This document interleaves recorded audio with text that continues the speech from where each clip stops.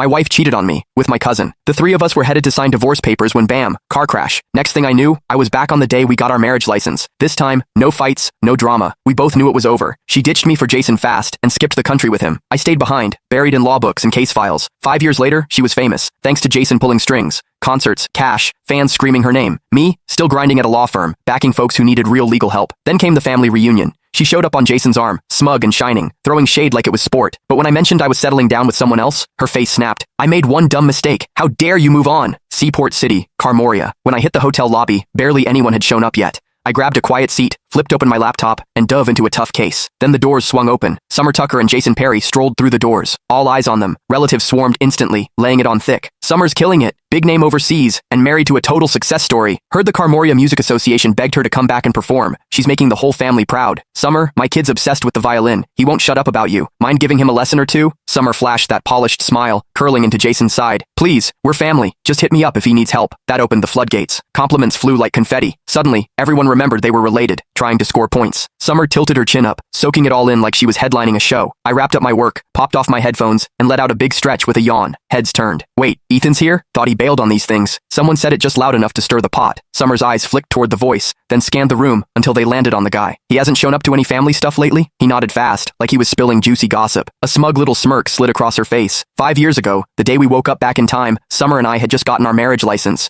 We were on our way to see our parents. Out of nowhere, she ditched me in front of everyone, ran straight into Jason's arms, and told him she loved him. Then she looked me dead in the eye and asked for a divorce. Said Jason was the one she really wanted. The whole family saw it go down. Most of them were here again today. Ethan's at Berevia Law, right? Dude's always buried in work. Never shows up to these things. Bet he's here for Summer. Maybe he still wants her back. That mess back then? Total humiliation. Summer's a star now, and Jason's her agent. Total power couple. Ethan trying to crawl back? Pathetic. The whispers kept going. Summer leaned into Jason, all smug. That's ancient history, she said, voice sweet. Jason's the one I really love. Silence. They looked so picture perfect. No one wanted to dig up the past. I barely glanced their way before flagging down a waiter. One coffee, no drama. I just wanted my parents to show up, say whatever they had to, and let me bounce. Jason didn't love that I was chilling. He strolled over, fake grin locked in place, voice dripping with sarcasm. Ethan, wow, didn't recognize you. You look beat. That job of yours eating you alive? Heads turned. Cue the peanut gallery. They jumped in like I was still 12. Ethan, you really should have picked a better job. Lawyers work nonstop and don't even make that much. Pushing 30 and still single? Embarrassing. No wonder you skip these get-togethers. Total disappointment. I locked eyes with Jason, then finally took a real look at him and Summer. Her hair was styled to perfection, wrapped in a plush cashmere coat, decked out in designer everything. She was practically sparkling with money. Jason had on a tailored suit, wedding ring shining. The way he carried himself, he looked like he stepped off the cover of a billionaire romance. No surprise people thought they were perfect. They nailed the look. I rubbed my temples and took a step back. Jason, you done? If so, back off. Your cheap cologne's killing my head.